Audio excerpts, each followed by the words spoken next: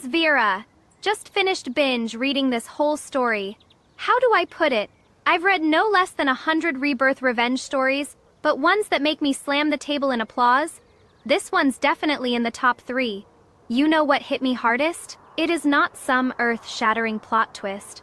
But when that poisoned arrow came flying at the beginning, Shen Qingyan, after her rebirth, didn't scream, didn't cry out.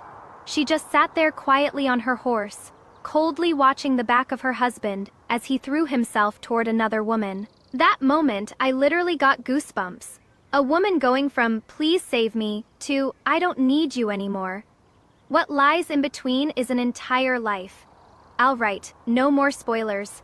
You guys just keep reading. I'll be right here with you. And when I can't help myself, I'll pop out to say a few words. Don't find me annoying. Golden fallen leaves covering the mountains and fields tumbled in the fierce wind. The air thick with the fishy sweetness of vegetation, and a faint, murderous aura. I sat rigidly on horseback, fingers clutching the reins in a death grip, knuckles bone, white. I thought this was an utterly absurd nightmare, but when that feathered arrow tinged with ghostly blue poison came whistling through the air with a sharp, piercing sound from the dense forest, not far away, that tearing tremor deep in my soul told me loud and clear. This was not a dream. I had returned to 3 years ago, to fate's most cruel crossroads. On the left is my husband, the current third prince, Xiaozhe. He is wearing the golden python robe that took 3 months for the embroidery workshop under my Shen family's name to rush and make for him, his face full of panic as he shields his beloved cousin Zhang Nuan behind him. On the right is me, his legitimately wedded third princess consort, the eldest legitimate daughter of the Shen family, the wealthiest family in Jiangyan, Shen Qingyan, and that poisoned arrow is flying straight toward my heart.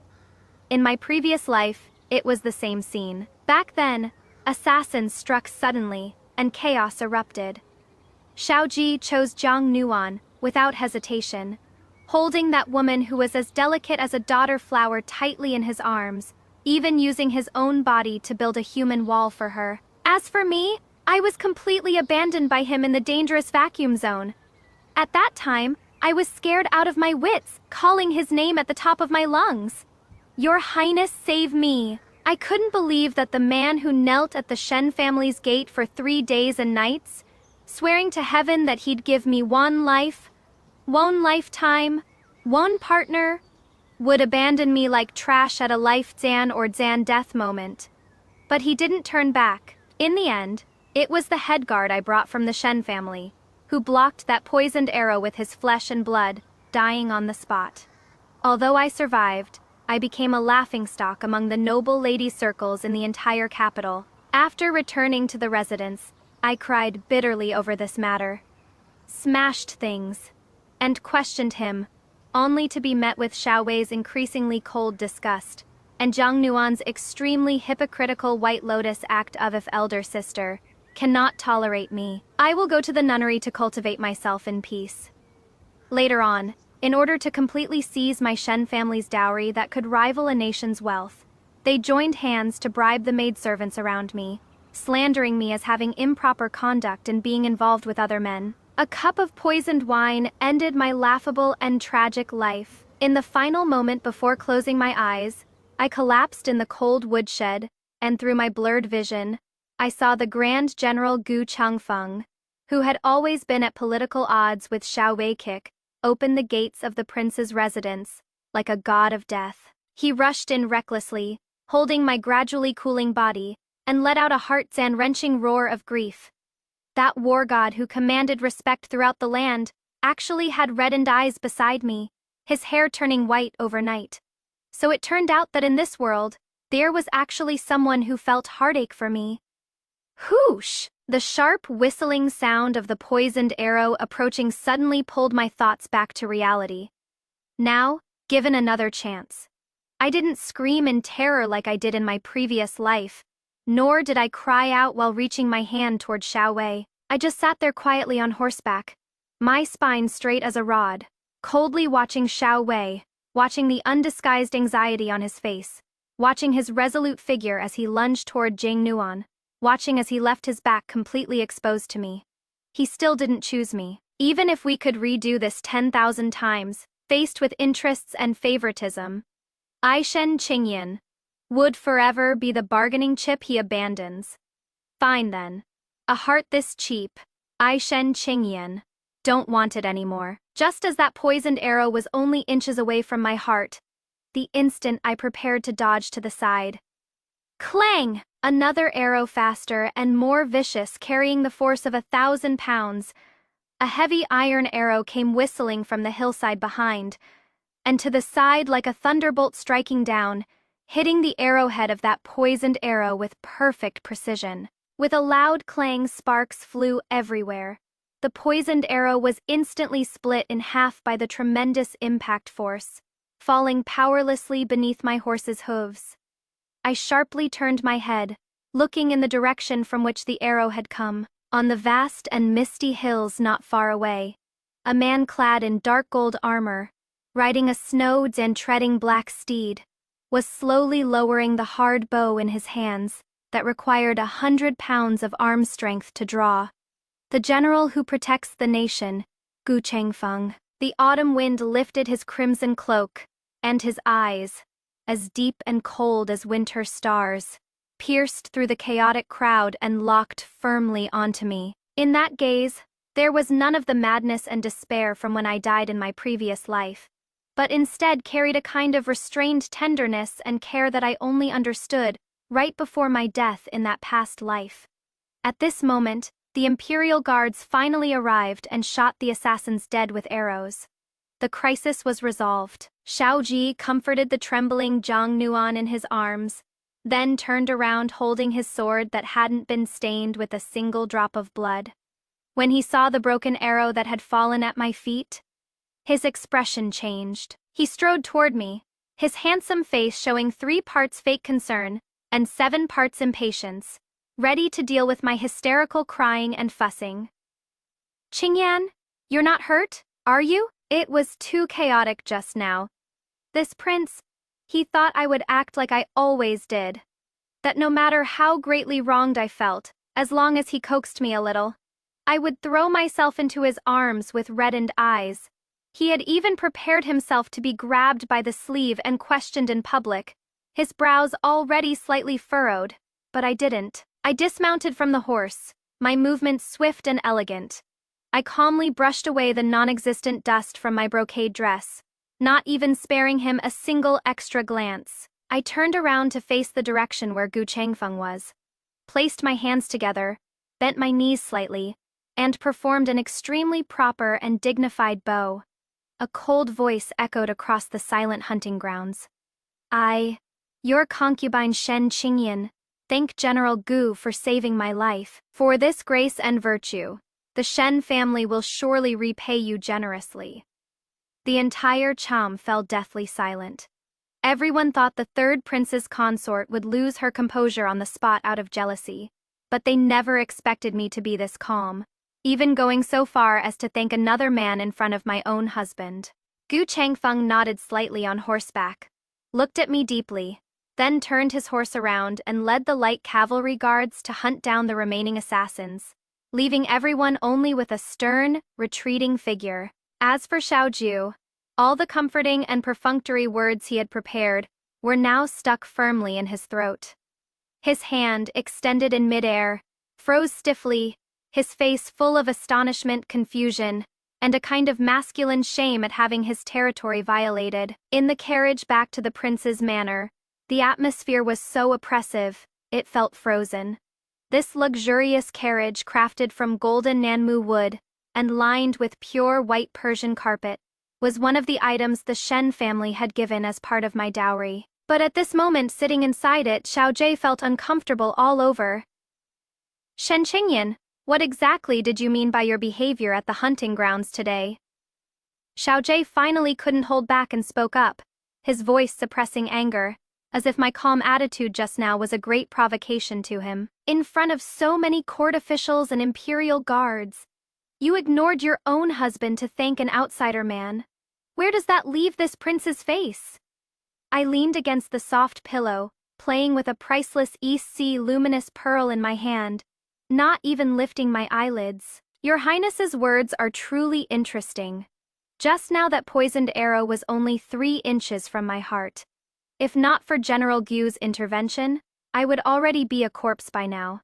Should I not thank my life-saving benefactor, but instead thank your Highness for the cold back you showed me at that life-death moment? You! Xiaoji was choked speechless by my words, his face alternating between green and white. He took a deep breath, seemingly wanting to continue playing the role of a devoted yet helpless husband, his tone softening a bit.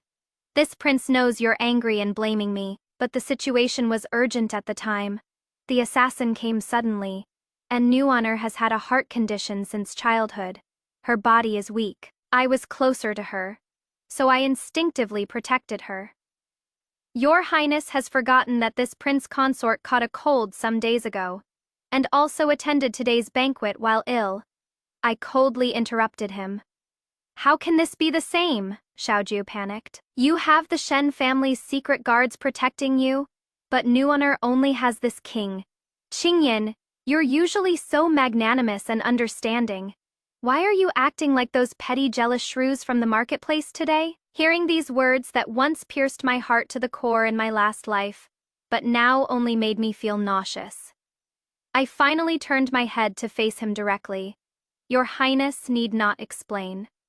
The corners of my mouth curved into a smile devoid of any warmth. Whoever your Highness wishes to save, whoever you want to protect, that is your Highness's freedom. As for my life, I'll cherish it myself. From now on, we owe each other nothing. Owe each other nothing? Xiaojie acted as if he'd heard the greatest joke in the world, suddenly raising his voice. Shen Qingyan, you are this king's legally wedded princess consort. You live as a person of the prince's manor, and don't even think about escaping for the rest of your life. Everything you have belongs to this king. Who are you putting on this sarcastic cold act for today? Isn't it just to use this method to attract this king's attention? To make this king feel guilty toward you? Looking at his arrogant and delusionally confident face, the mockery in my eyes grew deeper and deeper. Xiaoji, I called him directly by name, watching his instantly shocked expression, and said word by word. Your guilt isn't worth even a single coin from my Shen family, and I don't need it either. After saying that, I directly closed my eyes. No matter what else he said, I didn't utter another word. Xiaoji had probably never seen me like this before. In his perception, Shen Qingyan loved him to the bone and was crazy for him. As long as he gave me a little smile, I would offer up countless gold and silver treasures to fill that bottomless pit of his royal manor. As long as he frowned, I would smooth things over for him and clear away all obstacles. He was used to my obedience, my fawning, my tears. He thought no one in this world could leave him. But he didn't know that the heart that once beat violently for him had already turned to ashes the moment that cup of poisoned wine went down my throat in my last life. The carriage stopped in front of the third prince's manor. I didn't wait for him to help me down, and stepped directly off the carriage using the footstool. As soon as I walked into the main hall of the courtyard, I saw that Zhang Nuan had already changed into a plain white gauze dress, leaning weakly against a grand armchair. Several maidservants surrounded her, serving her tea and water, and feeding her calming soup. Seeing me walk in, Zhang Nuan immediately put on a look of panic, struggling to stand up with red rimmed eyes, tears falling down like broken beads. Sister, you're back! Please don't blame the prince. Whatever went wrong is all New Honor's fault. If it weren't for New Honor's broken body dragging down the prince wouldn't have been unable to attend to you in time. Sister, if you're angry, just beat and scold New Honor, but please don't let this create a rift between you and the prince. As she spoke, her knees weakened, and she was about to kneel down. According to usual practice, or according to worldly rules, as the legal wife, I would definitely step forward to help her up and magnanimously say, Sister, you've been frightened. It is not your fault. And once I actually got angry, I would immediately be labeled as a jealous shrew. In my previous life, I was cut bloody by her soft knife tactics. But in this life, I just stood there quietly, coldly watching her slowly kneel to the ground. Since you know, it is your fault, then kneel. My tone was as indifferent, as if I were discussing today's weather. Zhang Nuan's crying voice suddenly choked. She raised her head in disbelief to look at me. The maid beside her also froze, actually forgetting to help her up for a moment. Xiaojie happened to step through the threshold and took in this entire scene. Burning with rage, he rushed forward in a few steps and pulled Zhang Nuan into his arms protectively. Shen Qingyan, have you gone mad? Nuaner just received such a huge fright, and you, as the mistress of the prince's manor. This is how you mistreat a weak woman. Where are your manners? Manners? I laughed coldly, my gaze sweeping over this extremely hypocritical pair like a knife. My manners are only for those who understand human speech. Since the prince thinks I, as mistress, have mistreated your sweetheart, then I simply won't be this mistress anymore. I turned to look at Kuiju, me personal maid behind me. Go get that string of storeroom keys from the study, along with the household account books of the prince's manor, and the matching tokens. Bring them all and deliver them to Miss Zhang's room. Kuiju was stunned. Princess consort. But those are. Go get them. I emphasized my tone. A moment later, when Kuiju dumped the heavy keys and account books at Zhang Nuan's feet, both Xiaoji and Zhang Nuan froze. They never imagined in their wildest dreams that I would relinquish the power of the household mistress so easily. Since the prince cares so much for Miss Zhang, and thinks I can't manage this household well, then from today onwards, the household affairs of the prince's manor shall be handled by Miss Zhang. I looked down at them from above, as if watching two clowns about to perform on stage. Your Highness must protect her well. After all, managing a household is far more taxing than weeping and wailing. Having said that, I couldn't be bothered to spare them another glance. I turned and led my people back to my Lanyue pavilion in grand procession. With a bang, the vermilion doors of Lanyue pavilion closed tightly, completely shutting out Xiaowe's look of disbelief. Inside Lanyue pavilion, the maid Kuiju was so anxious she kept wiping away tears. My lady, you're being foolish. How can you hand over the household management authority? That is the foundation of your position in the palace. That Zhang Nuan is nothing. Just a down Zan and Zan out relative here to freeload. How can she be worthy of holding the keys to the palace? I sat before the vanity, letting the young maid help me remove the heavy pearl hairpins and jade ornaments, looking at that face in the bronze mirror, which was still beautiful yet had long turned cold as ice, and let out a soft laugh. Kuiju, do you really think this third prince's palace is some kind of golden rice bowl? Kuiju froze. I casually picked up a ruby hairpin to toy with, my gaze sharp. Xiao Zhou is an unfavored prince. His birth mother died early, and the emperor doesn't value him at all. This third prince's palace of his, the annual stipend, plus that pitiful bit of fief income, is merely 10,000 taels of silver. But do you know how much this palace spends in a year? Kuiju shook her head blankly. 100,000 taels. I lightly uttered this figure. That Xiaojie needs to curry favor with powerful officials at court, support retainers and advisors, and grease palms above. Zhang Nuan needs to eat the finest bloodbird's nest, wear shoe brocade, and adorn herself with South Sea pearls in the inner quarters.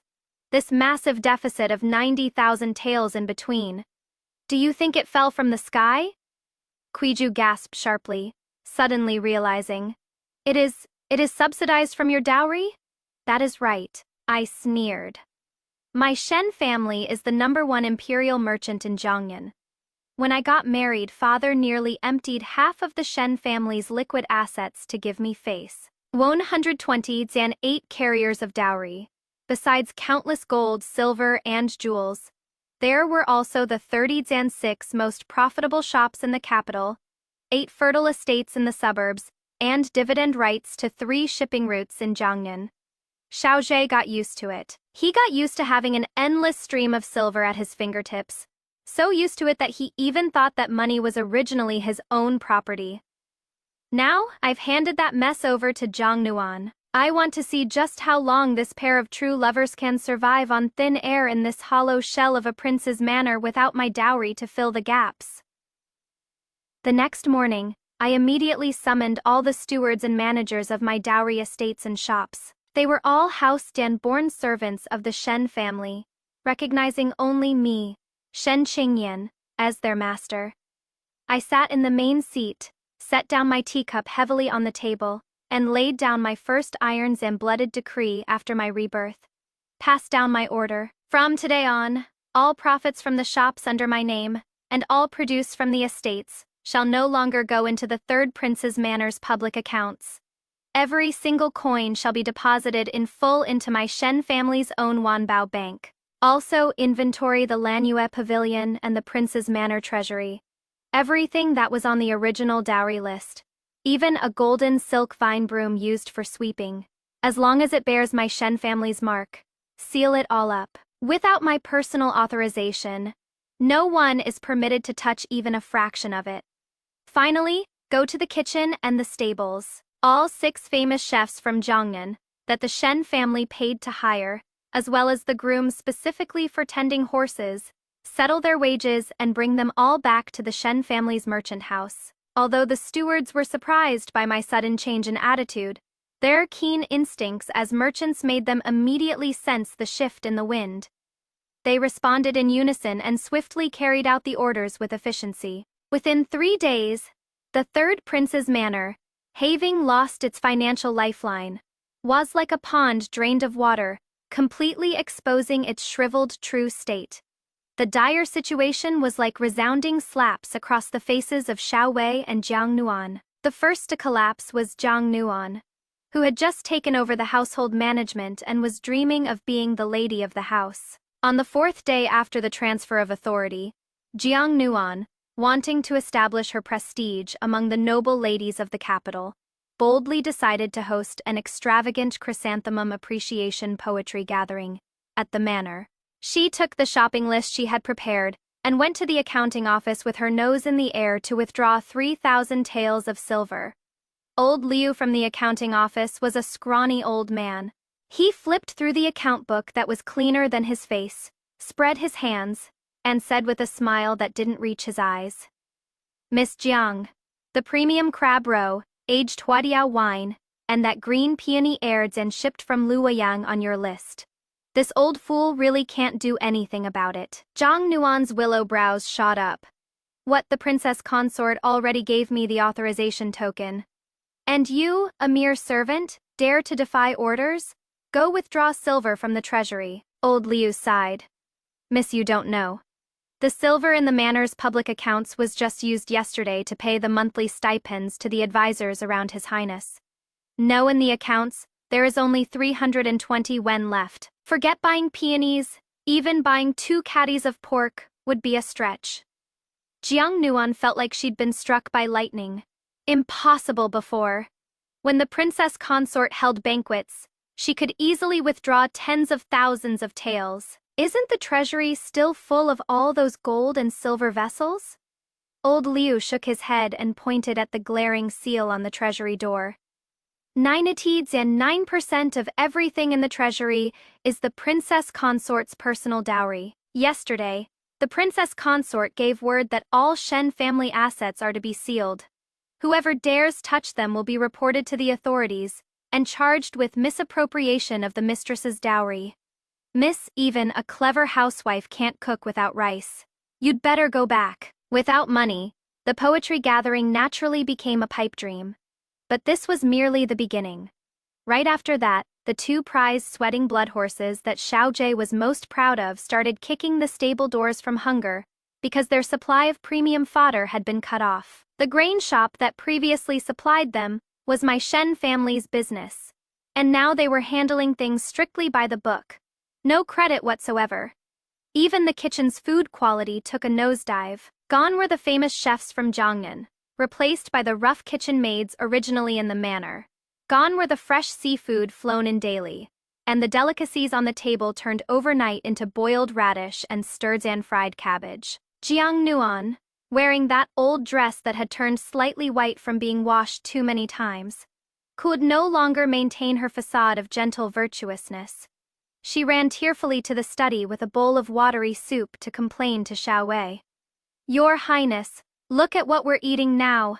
Elder sister is too heartless. She clearly knows that your Highness has been working day and night on state affairs lately, and needs to nourish your body. Yet she dismissed all the kitchen cooks, and won't even give money to buy charcoal. She is not managing the household. She is trying to starve us to death, deliberately trying to make your Highness lose face in front of the court officials." Xiao Ji looked at the clear soup, with 2 vegetable leaves floating in it, thinking of how his colleagues had looked at him after court today, when they noticed his incense wasn't as expensive as before. That masculine pride of his suffered a great insult. He furiously swept the documents off the table, and stood up in exasperation. "Shen Qingyan, she is completely out of control." Xiao Jie furiously kicked open the courtyard gate of Lanya Pavilion. At that time, I was lying comfortably in a Huanguoli wood lounge chair in the courtyard, basking in the late autumn sun while enjoying fresh lychees that Kuiju had peeled for me, just delivered by express courier from 800 li away in Lingnan. It was a dedicated route that the Shen family's merchant convoy ran specifically for me alone. "Shen Qingyan? What the hell do you think you're doing?" Xiao Jie looked at my leisurely and luxurious appearance, then at his own somewhat disheveled clothing due to the cut Xanoff of funds. His eyes turned red with rage as he pointed at my nose and roared. I unhurriedly spat the lychee pit into a fruit box made of pure gold, wiped my hands with a handkerchief, and only then lazily lifted my eyelids to look at him. "Your Highness asks such a strange question. Didn't I hand over all the household management authority to your beloved Miss Jiang?" "What? She can't even manage your Highness's stomach properly." "Stop playing dumb!" Xiao Ji roared. "You cut off the income from the shops, sealed up the main treasury. Are you going to make the hundreds of people in this prince's manor drink the northwest wind? As this prince's princess consort, since your dowry was carried into the prince's manor, it belongs to the manor. Immediately remove the seals and transfer the money from the bank back to the public accounts." Looking at his righteous and confident demeanor, like a bandit who'd been robbed of his money, I couldn't help but laugh out loud. That laughter was filled with extreme mockery. "Xiao Ju, have you gone mad from poverty and started talking nonsense?" I picked up the teacup at hand, stood up, and walked step by step in front of him. The laws of Daqing clearly stipulate that a woman's dowry belongs to her personal property. The husband's family has no right to interfere, and she takes it all with her upon divorce. "Do you want me to send someone to Shunqin Prefecture right now and invite the Minister of the Court of Judicial Review to come here and give you a good lesson on the law?" I stared intently into his eyes, my voice suddenly becoming sharp as a blade. "What? Outside you're the noble and aloof third prince, but at home, you can't even support a woman and have to rely on seizing your wife's dowry to get by. Do you have no shame? You..." Xiao Jie's face instantly flushed an awkward shade of liver red. He raised his hand high, as if he wanted to do something extreme out of humiliation and rage. Just then, a loud announcement suddenly came from outside Lanyue Pavilion. "General Gu Changfeng of the Zhengguo army has sent someone with a calling card, inviting the third princess consort to meet at Qingfeng Temple tomorrow." Xiao Ju's hand froze in midair. He stared fixedly at the gold and embossed calling card from the general's manor being handed in, a trace of uncontrollable panic flashing in his eyes. Xiao Jui's raised hand stiffly halted in midair. He stared fixedly at the gold and embossed visiting card delivered by Gu Changfeng's personal guard, a trace of uncontrollable panic and jealousy flashing in his eyes. Who was Gu Changfeng? He was the nation's and protecting war god who commanded 300,000 elite troops of Great Qing. Samani, even the current emperor had to show deference to. He, Xiao Ju, was just a prince with an empty title. He wasn't even worthy of carrying Gu Changfeng's shoes. "Shen Qingyan!" Xiao Wei abruptly withdrew his hand, as if to cover his own embarrassment, and sternly rebuked. "You're a married woman secretly meeting with another man. What kind of propriety is this? This visiting card? This prince will reject it for you." Slap! I slammed my palm heavily on the red sandalwood table, making the water in the teacup splash everywhere. I stood up, staring him down without yielding. If your highness feels disgraced, you're welcome to go personally to the main gate and throw out General Gu's personal guard. As long as you dare, I absolutely won't stop you. Xiaojie's breathing instantly hitched, his face turning irons and blue from suppressed anger. Even if you gave him 10 times the courage, he wouldn't dare touch Gu Changfeng's people. If you don't have the guts, then shut your mouth. I coldly snatched away the visiting card in front of him and left with a flick of my sleeves.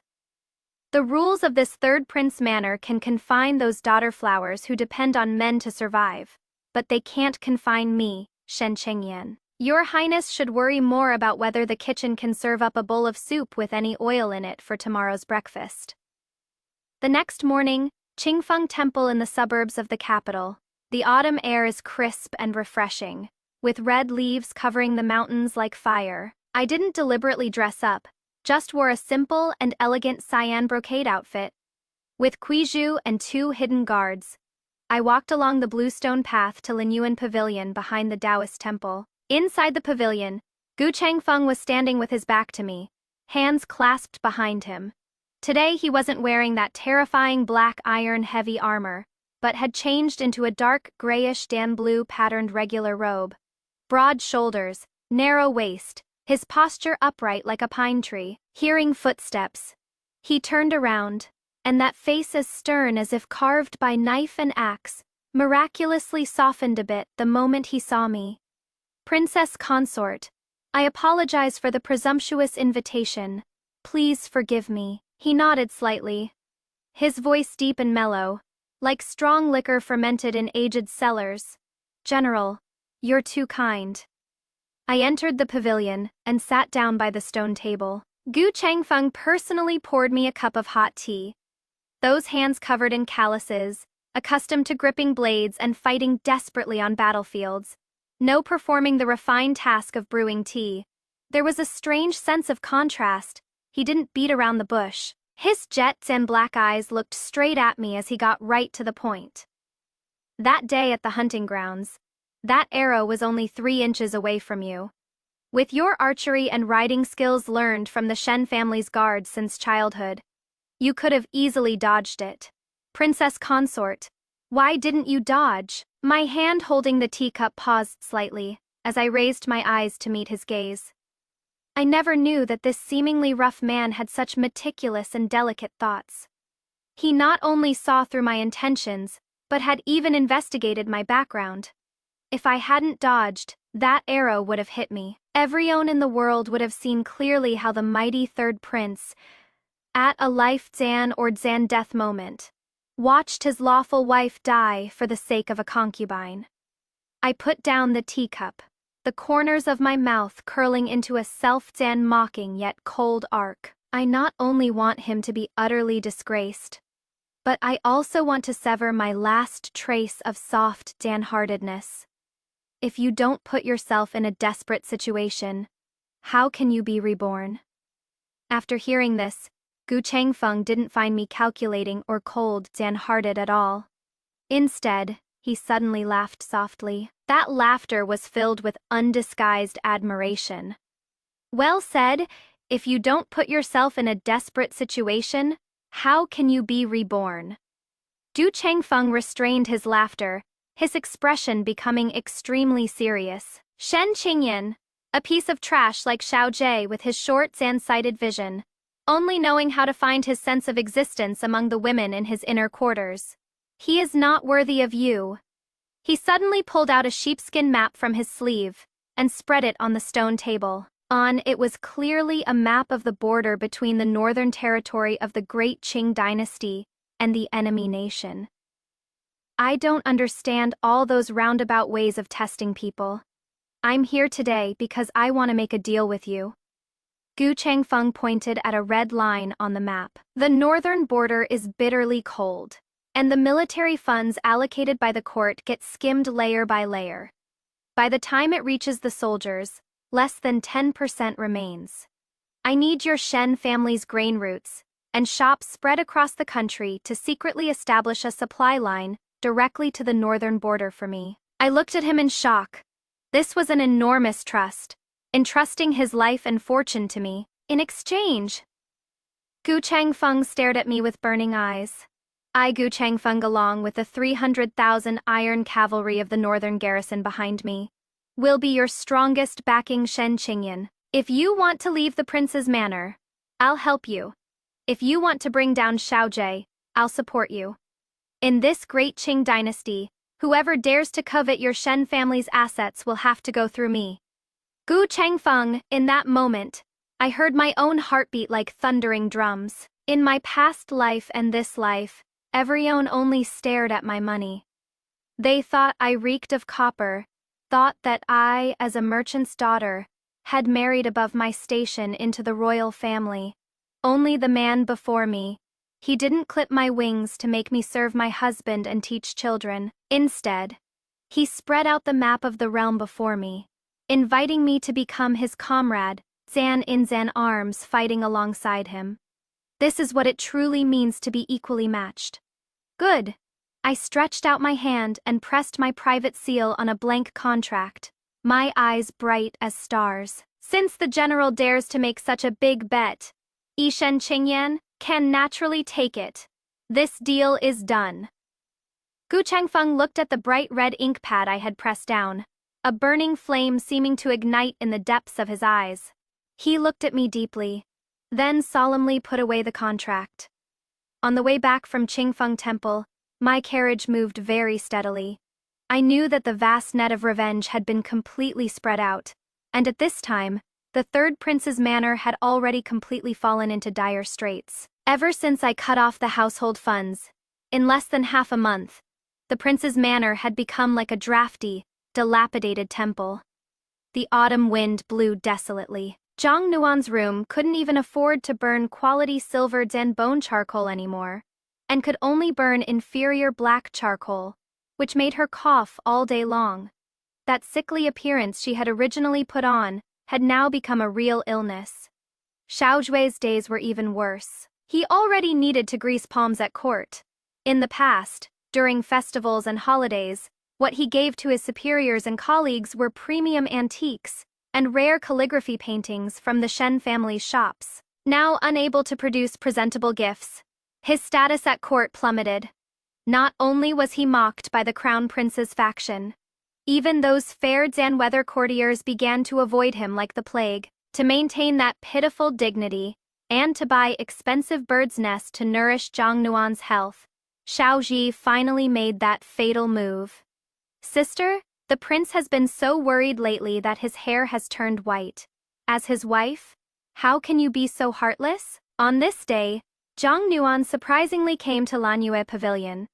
She twisted a wrinkled silk handkerchief in her hands, her eyes red as she accused me. I was flipping through the account books sent by Wanbao Bank. Without even lifting my head at her words, I said, "Since you feel so sorry for the prince, why don't you take out your private savings to help the prince's household?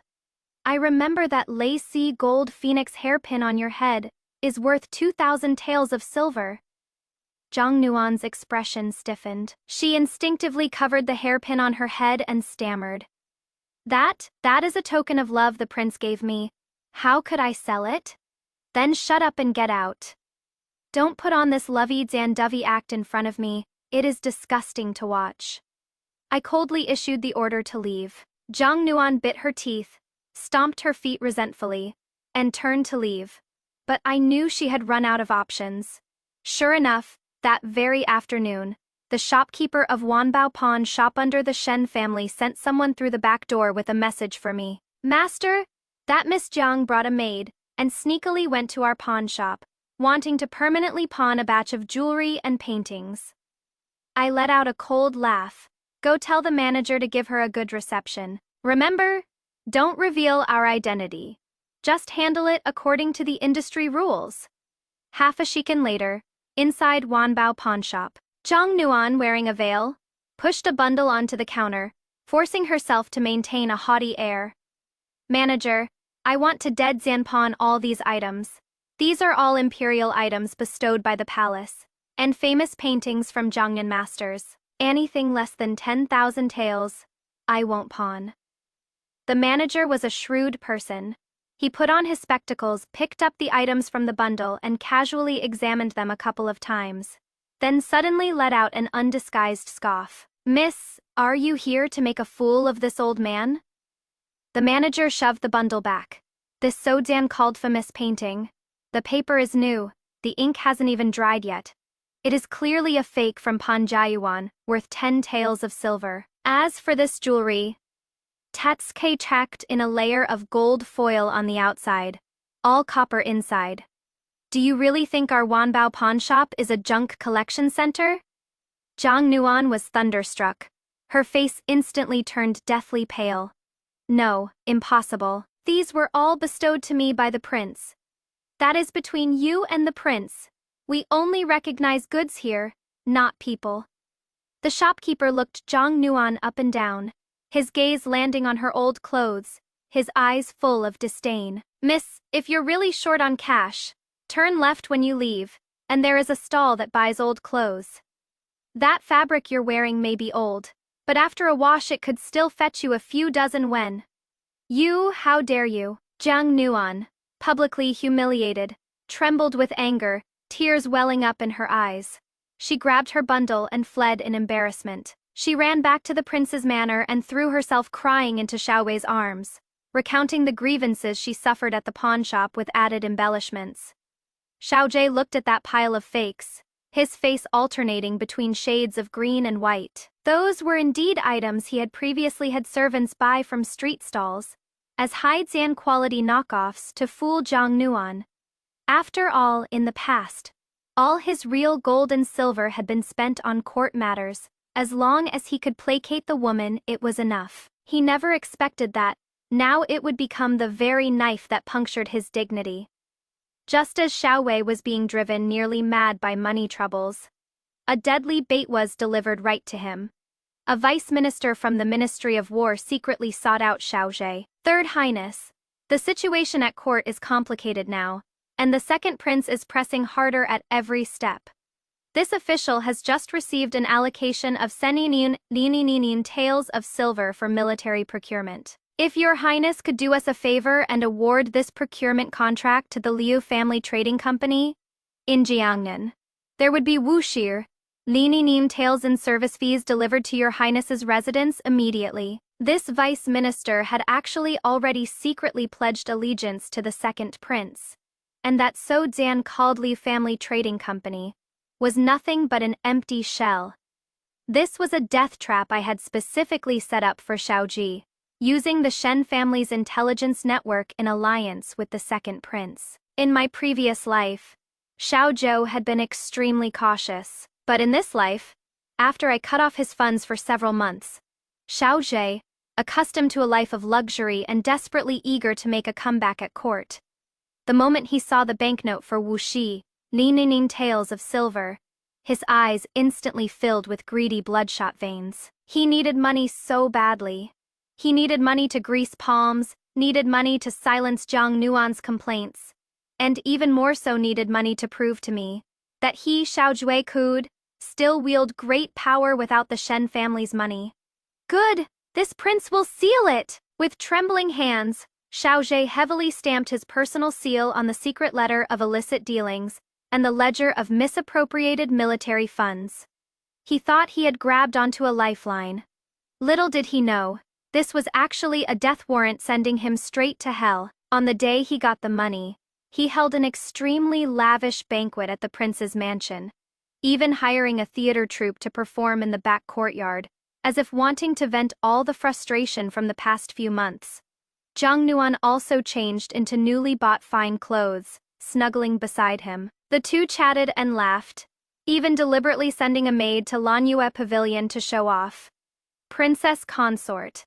His Highness says if you're willing to admit your mistake, there will be a seat reserved for you at tonight's banquet." I stood on the second floor of Lanyue Pavilion, coldly watching the brightly lit, debauched and extravagant scene of revelry in the front courtyard. Death is near, yet they still dare to revel. I sealed the document I had just finished copying, containing all the ironclad evidence of Xiaowei's embezzlement of military funds, misappropriation of money, and secret dealings with shell companies of unknown origin, into a top-dan secret wax pill. Quiju deliver this personally to General Gu's residence. I turned around, my eyes sharp as blades, my tone cold as iron. Tell General Gu the fish has taken the bait. At tomorrow's morning court, he can reel in the net. Morning court, in the Golden Throne Hall. The atmosphere was so heavy, it could almost drip water. The emperor sat high on the dragon throne, his expression as dark as ink. On the imperial desk lay conspicuously the ironclad evidence I had sent last night, along with impeachment memorials compiled overnight by the second prince's faction. Xiao Wei was wearing his court robes, originally feeling smug about having just made a connection with the vice minister of war last night. But when he heard the second prince's thunderous voice of impeachment, the smile on his face instantly froze, and the blood seemed to drain from him in an instant. Father Emperor! Third imperial brother Xiao Wei not only privately embezzled 300,000 taels of military funds from the Northern Territory for personal gain, but also secretly colluded with the Dunnan Commercial Guild of Unknown Origins, leaking the military deployment plans of the Ministry of War. This is a grave crime that endangers the foundation of the nation. Both witnesses and evidence are present. Please, Father Emperor, investigate clearly. The second prince's resounding words exploded like thunder in the great hall. Xiao Zhe's legs went weak, and with a thud he collapsed to his knees on the ground, cold sweat instantly soaking through his court robes. Father Emperor, please see clearly. Your son has been wronged. Your son absolutely did not leak military secrets. That was the Vice Minister of War framing your son. Those account books are fake. Fake? Gu Changfeng, who had been standing at the head of the military officials with his eyes closed in meditation, suddenly snapped his eyes wide open and strode out from the ranks. The aura he carried from hundreds of battles on the battlefield pressed down on Xiao Wei until he could barely breathe. Third Prince claims the account books are fake. Then how about your highness explain why, when this humble subject raided a private residence in the suburbs last night under imperial orders, we found 50,000 taels in silver notes bearing your highness's personal seal, and why, after overnight interrogation, the manager of that Liu's trading companies, who had dealings with your highness, has already confessed that he is a spy from the Northern Dai. Gu Changfeng's words struck at the heart like sharp, heavy hammers, smashing all of Xiao Wei's defenses to pieces.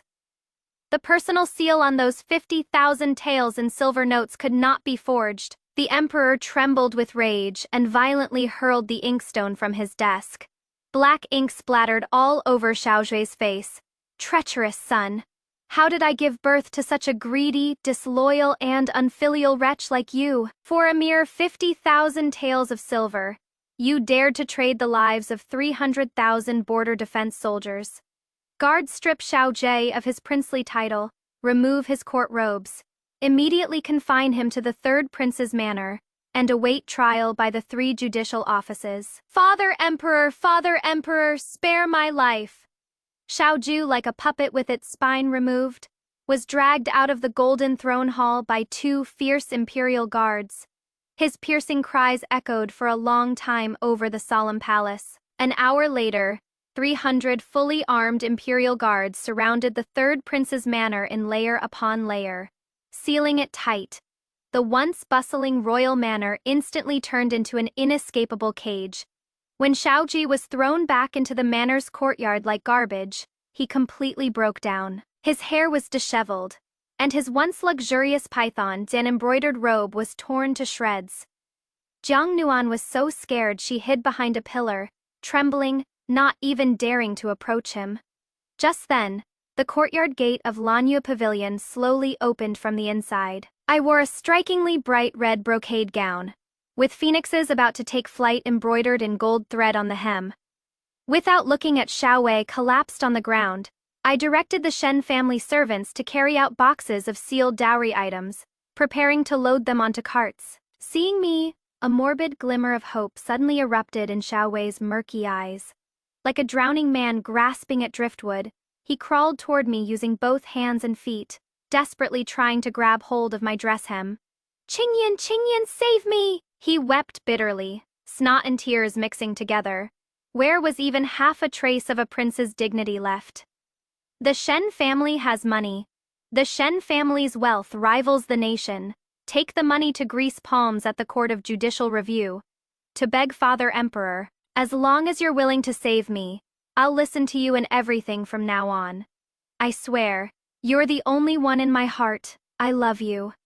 I took a disgusted step back, letting his filthy hands grasp at nothing. I looked down from above at this man I had loved and hated with the youth of 2 lifetimes, seeing him in such a humble and pitiful state. Yet my heart could no longer stir even the slightest ripple. Only the satisfaction of having my great revenge fulfilled. Xiaoju, do you think that as long as you crook your finger, Yishen Qingyan must bow and scrape and go back to serve you? I crouched down and said word by word in a voice only the 2 of us could hear.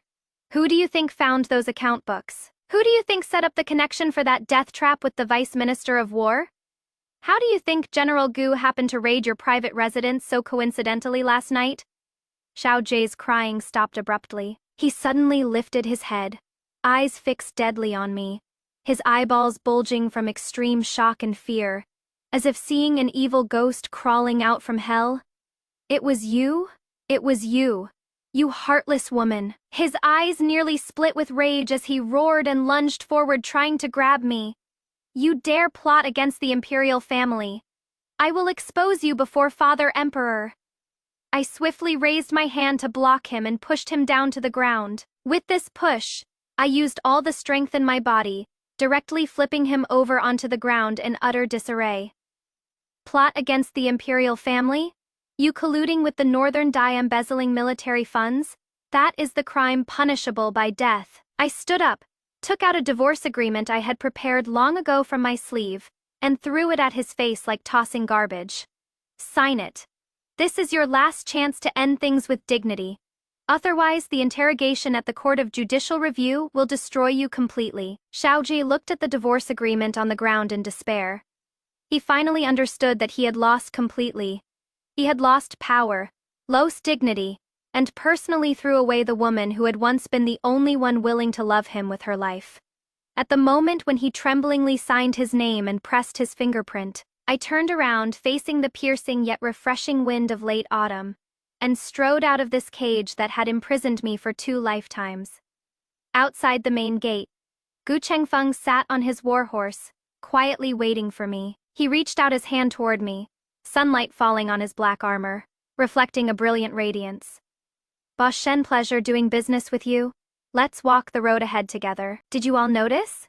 Even at this point, what Xiao Jie said was still I do love you.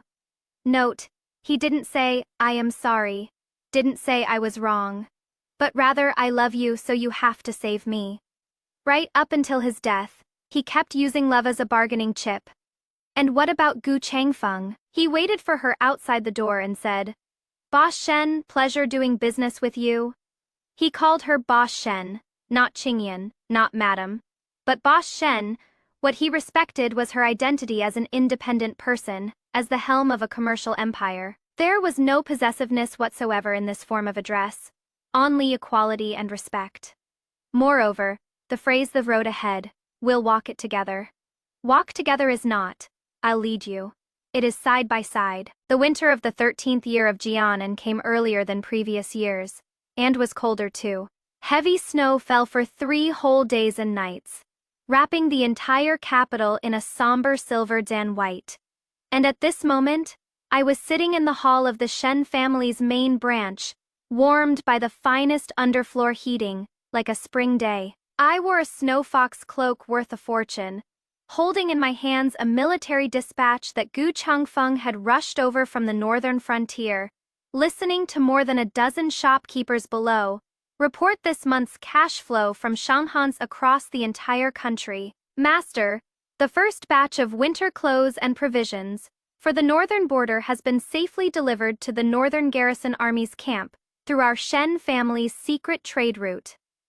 The head steward respectfully presented the account book, his face beaming with joy. In addition, following your instructions, We've liquidated all those extravagant businesses that originally supplied the third prince's manor and reinvested in iron smelting and horse breeding, which are already showing initial results. I nodded with satisfaction and placed a jade token representing the highest authority of the Shen family on the table. Passed down the order. All Shen family trading houses, whenever the Northern Garrison Army makes purchases, settle at cost price. General Gu is defending our nation at the front lines, and I, Shen Qingyan, will build an unshakable mountain of gold to support him from the rear. And just as I was playing with my abacus, wielding power and influence with ease, at the State Tianrun Laundry Bureau on the outskirts of the capital, a completely different scene of misery was unfolding. This was a place specifically used by the Great Qing dynasty to punish the family members of convicted officials. There was no capital punishment, only endless hard labor, day after day. Zhang Nuan wore a crude hemp prison uniform. Her once soft and black hair now looked like dried grass, carelessly fastened behind her head with a wooden hairpin. She was squatting by the riverside where thick layers of ice had formed, with a huge wooden basin in front of her piled high with fouled and smelling prison clothes and coarse cloth cushions from the servants' quarters. Wash faster. Stop dawdling around. If you don't finish washing these 100 pieces today, don't expect to get your cornbread tonight. A steward matron with a face full of fierce flesh walked over, holding a thick bamboo rod in her hand, which she slammed hard on the ground, making a crisp sound. Zhang Nuan cried out in fright, curling her whole body into a ball, shivering as she lay prostrate on the cold, snowy ground. Her hands, which were once used to play the guqin and only wore the finest jade, were now covered with chapped wounds, red and swollen. Soaking in the bones and chilling ice water, the pain made her whole body convulse. Matron, please, I beg you. I really can't wash anymore. I'm so cold my hands are about to break. Zhang Nuan lay prostrate on the snowy ground, crying with tears and snot streaming down her face. She thought that as long as she cried like a pear blossom in the rain as she did before, in front of Xiao Wei putting on a weak and pitiful appearance, others would feel sorry for her and let her go. But this was not the third prince's manor. This was a bitter, cold place that devoured all delicacy and affectation. Bah! Still think you're the delicate young miss from the prince's manor? The steward matron sneered, looked at Zhang Nuan with disgust, grabbed her by the collar, and pushed the basin of ice water that gave off a pungent smell in front of her. Your master, who committed great crimes, has long been thrown into prison, and will be severely punished after autumn. You, a criminal slave stripped of your noble status, are even worse than beggars performing on the streets. Wash them.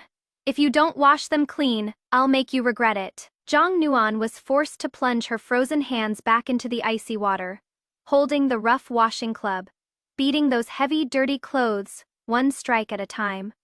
The icy water splashed on her face and froze into ice shards. She mechanically beat the clothes while crying in despair. Gone were the expensive rouge and powder. Gone were the gorgeous shoe brocades and silks. Gone was the nobility that the sucker Xiao Wei had piled up for her using the Shen family's real gold and silver. In the face of extreme hunger, cold and heavy physical labor, her proud true love and noble integrity shattered into nothing. She finally understood that without my money, Shen Qingyan's money, she, Zhang Nuan, was truly nothing. She would spend day after day in this freezing weather, washing the filthiest clothes, until her beauty faded, until her hands became crippled, spending her despicable and lengthy remaining years in endless regret and torment. This was the most just punishment that the great Qing law gave her for her vanity and complicity in evil. The 8th day of the 12th lunar month, heavy snow fell. In the deepest part of the dungeon, dark and damp, the air was filled with the smell of mold and rotting hay. Clang! The heavy iron door was respectfully opened by the jailer. I wore a moon's and white fox fur robe, holding an exquisite rosewood food box in my hands, and slowly walked into this cell that held serious criminals. Following behind me was a palace eunuch carrying a tray, on which sat a white jade wine flask. the poisoned wine personally bestowed by the emperor. The dark shadow in the corner shuddered and slowly raised its head. It was Xiaoju. In just 1 month's time, this third prince, who was once infinitely glorious and prided himself on his noble character, had become so thin he was unrecognizable. His hair was gray and matted, his prison uniform covered in filth, his eyes sunken deep, like a walking corpse. When he saw that spotless moon-white figure, his murky eyes suddenly burst with an incredible light. Qingyan, is that you? You finally came to see me! Xiaojie was like someone grasping at a last lifeline, dragging his heavy shackles, crawling and tumbling to the iron bars, his withered hands gripping the iron rods with a death grip, his eyes full of crazed hope. I knew it. You still have feelings for me in your heart. You love me so much. How could you just watch me get punished? You went to beg Father Emperor, didn't you? How much silver did you bring to Grease Palms? Quick, get me out of here. I can't stay in this hellhole for another moment. Looking at his pathetic state, still living in a dream even at the end of his rope, I sighed. I didn't say anything, just turned my head to signal the eunuch. The eunuch stepped forward and announced the imperial edict in his shrill voice. The criminal Xiaojie embezzled military funds, formed factions for personal gain, colluded with foreign powers. His crimes are unforgivable. In consideration of his imperial bloodline, he is specially granted a cup of poisoned wine to preserve his dignity. By imperial decree, the eunuch placed the pot of poisoned wine on the low table outside the cell, then withdrew with the jailers, leaving only him and me to say our final goodbye. No! This is impossible! How could Father Emperor treat me like this? I'm his own son! Xiaojie stared at the pot of poisoned wine in terror, shaking his head violently, then suddenly turned to look at me, his eyes filled with resentment and disbelief. Shen Qingyan, why won't you save me? You have so much money. Your Shen family's wealth rivals that of a nation.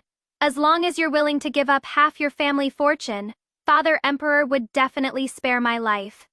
You heartless woman, you're really just watching your former husband come to this. Xiaoju, you seem to have forgotten that a month ago, we already divorced. I looked at him calmly through the iron bars. That gaze was like looking at a loser at the end of their rope, barely clinging to life. Besides, the evidence of your crime was handed over by me personally. Do you think I would pay money to spare your life? Xiaoji was struck as if by lightning, his entire body completely collapsing to the ground. He stared at me blankly, as if he was meeting me for the first time today. Why, he muttered to himself.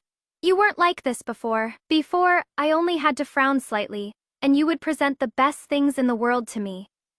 For my sake, you were willing to give up even your life. Why have you suddenly become so cruel? Looking at him like this, the heart-wrenching pain from before my death in my previous life suddenly became so distant and vague. Because I've died once before. I bent down slightly, my voice so soft that only the two of us could hear it. Yet like a cold dagger stabbing fiercely into his heart. In my previous life, at that hunting ground, that poisoned arrow hit me right in the chest. To protect Zhang Nuan, you watched me collapse right in front of you. Later, you seized my dowry, slandered my character, and forced me to drink a cup of poisoned wine exactly the same as the one you're drinking today. Xiaojie's pupils dilated sharply, gasping in terror. I lived my life over again just to come back and see what kind of person you, Xiaojie, really are without my vast family fortune, without me paving the way for you behind the scenes. I straightened up, my eyes cold as ice. The facts prove that you're not even as good as a mediocre person. You're not only selfish and greedy, but also incredibly stupid.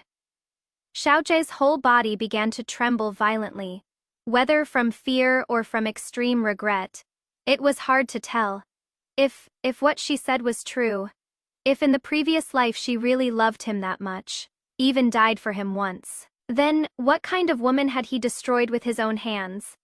He remembered when they were just married how she looked at him with eyes full of stars, He remembered when he encountered difficulties, how she spent money like water without hesitation to help him out.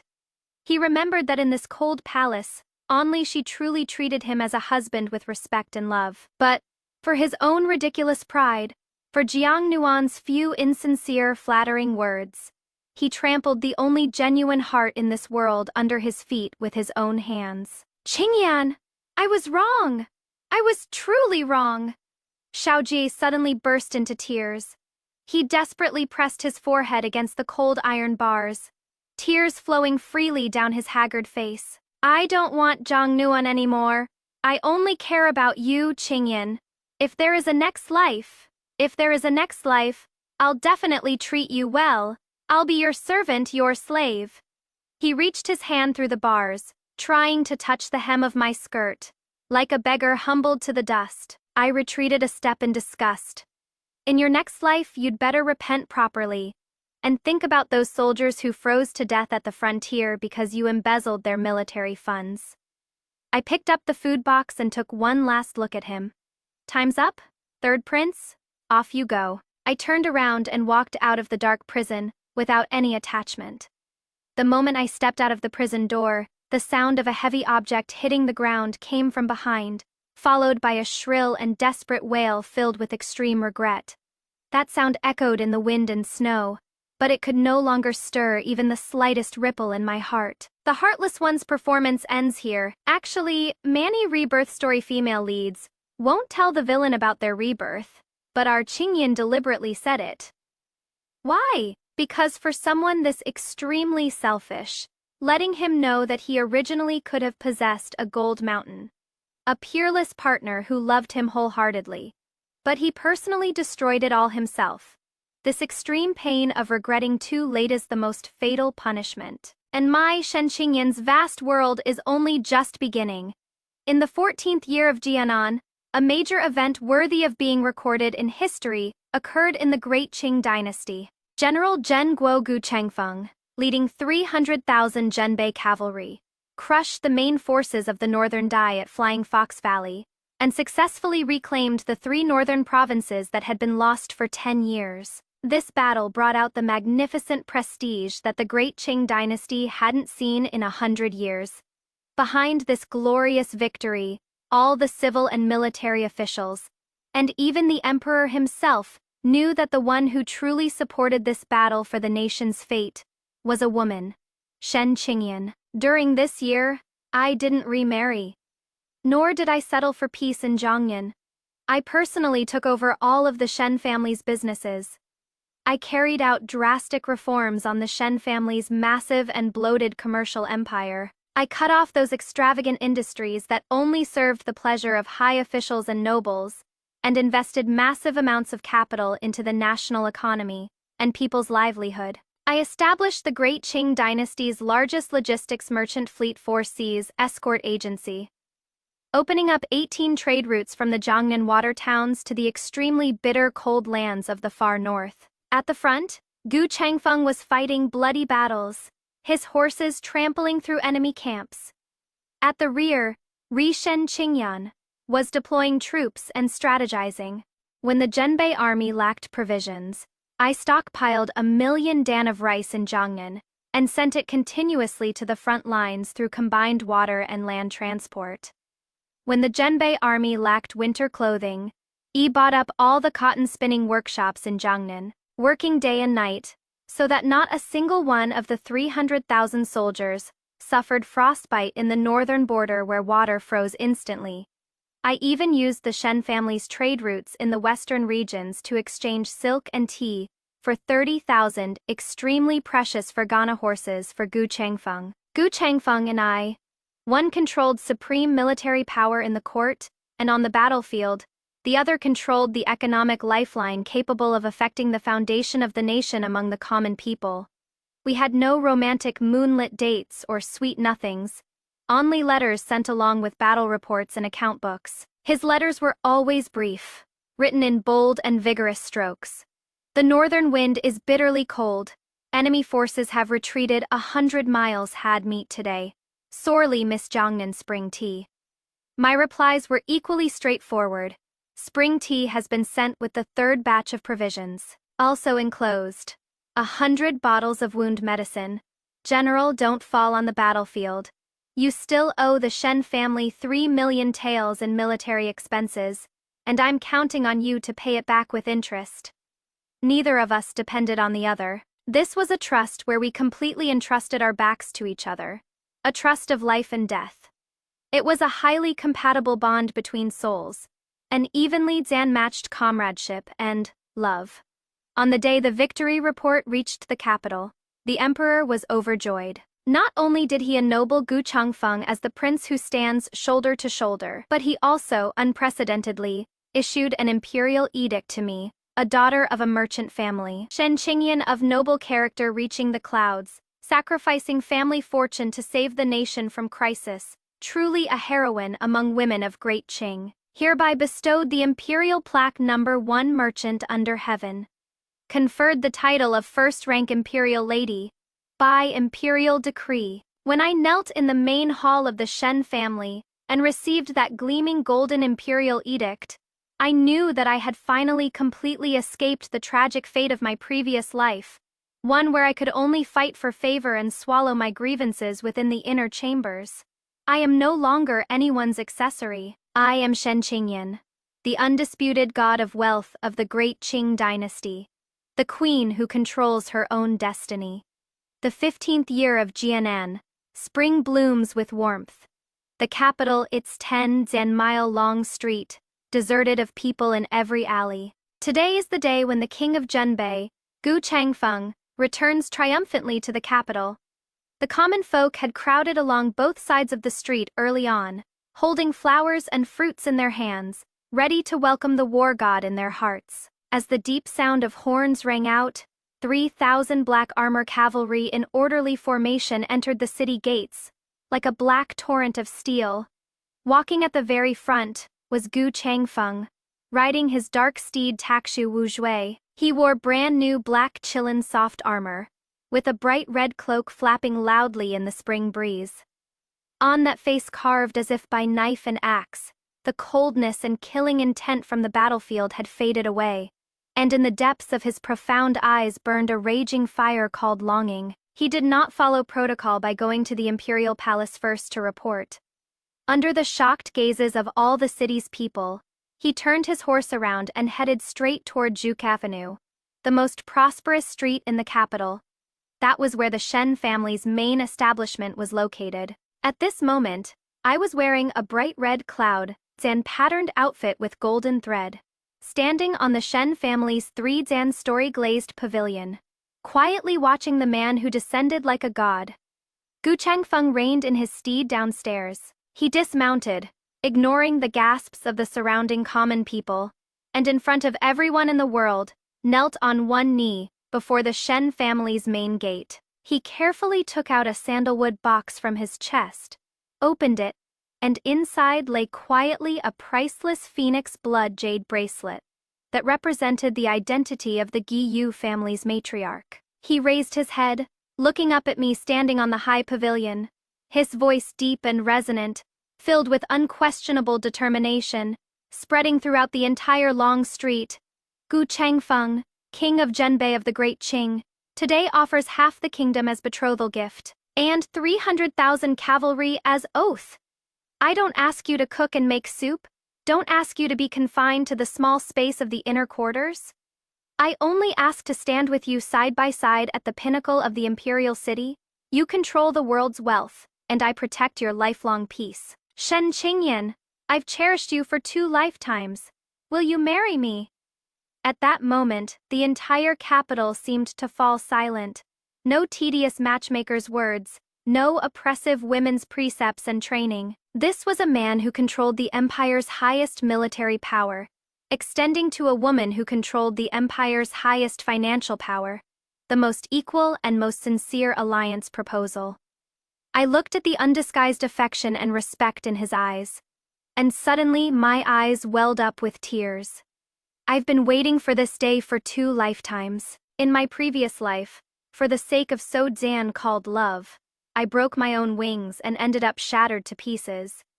But in this life, I stepped over the ruins of my enemies, climbed to the peak of power and wealth step by step, and finally found a man willing to soar through the skies with me. I smiled slightly, that smile like the most brilliant peony blooming in the spring breeze.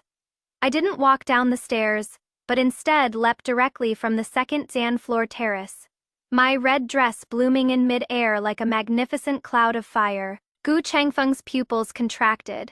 He shot to his feet, spread his arms wide, and caught me firmly in his embrace. I wrapped my arms around his neck and said softly yet firmly in his ear, "This deal with the Prince of Zhenbei, Yi Shen Qingyan accept." The entire city erupted. Cheers and applause resounded through the clouds. A month later, the great Qing dynasty welcomed an unprecedented grand wedding of the prosperous age. This wedding didn't use a single cent of betrothal gifts from the groom's side. The Tenzanli bridal procession stretched from the Shen family home all the way to the Prince of Zhenbei's mansion. The red silk throughout the city, the flowing banquets, all paid for out of Shen Qingyan's own pocket. I didn't wear that vision Zan-blocking red veil, nor did I sit in a stuffy bridal sedan chair. I wore the phoenix crown and bridal robe I designed myself, sharing a black steed with Gu Changfeng as we paraded through the entire capital openly and honorably, amid the blessings of all the city's citizens. At night, inside the new bridal chamber of the prince's mansion, red candles flickered. Gu Changfeng had removed his armor and wore only a thin red inner garment. He walked to the bedside, looking at me sitting within the red curtains, his usually cold eyes now filled with tenderness that couldn't be dissolved. He gently held my hand, slipping the phoenix blood jade bracelet onto my wrist, his voice extremely hoarse. "Qingyan, thank you for being willing to come to me." I leaned against his solid warm chest, listening to his steady, powerful heartbeat, feeling more at ease than ever before. "Gu Changfeng, I should be the one thanking you. Thank you for shedding tears for me in my most desperate past life. Thank you for giving me an entire sky to soar freely in this life of my rebirth." He lowered his head, gently pressing his forehead against mine, that undeniable cherishing and deep affection silently telling of 2 lifetimes of waiting. Outside the window, moonlight flowed like water, and the spring breeze was intoxicating. In this vast world, no conspiracy or scheme could ever separate us again. The deep blood feud of my past life had been avenged, and those who betrayed me were paying the price in bitter cold. And I, Shen Qingyan, the princess consort of Zhenbei of the great Qing dynasty, the richest person in the world. My legend has only just begun to write its most brilliant first stroke in this golden age. All right, everyone, the story ends here. Which famous scene in this story did you find most satisfying? A Shen Qingyan confronting Xiao Wei in court, bringing up the great Qing laws, and exposing his face of reaping without sowing B. Zhang Nuan trying to pawn fake goods at the pawn shop, getting publicly humiliated, and fleeing in disgrace C. In the Golden Palace Hall, Xiao Zhui's crimes laid bare with solid evidence. Stripped of his title and confined to his manor, his reputation utterly ruined D. Shen Qingyan exposing the truth about rebirth in the imperial prison, leaving Xiao Wei filled with regret, but powerless to change anything. Gu Changfeng proposing on one knee in front of all the city's citizens, promising her half his kingdom and a lifetime of peace.